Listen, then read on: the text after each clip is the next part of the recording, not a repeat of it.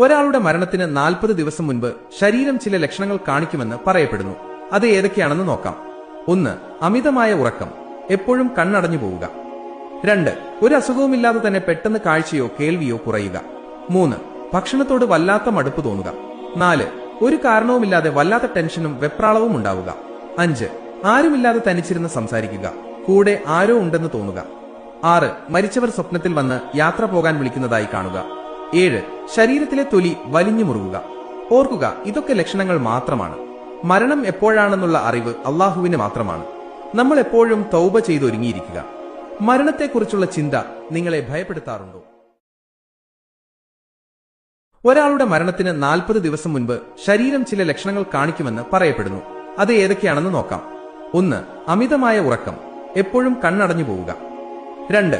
ഒരു അസുഖവുമില്ലാതെ തന്നെ പെട്ടെന്ന് കാഴ്ചയോ കേൾവിയോ കുറയുക. 3. ഭക്ഷണം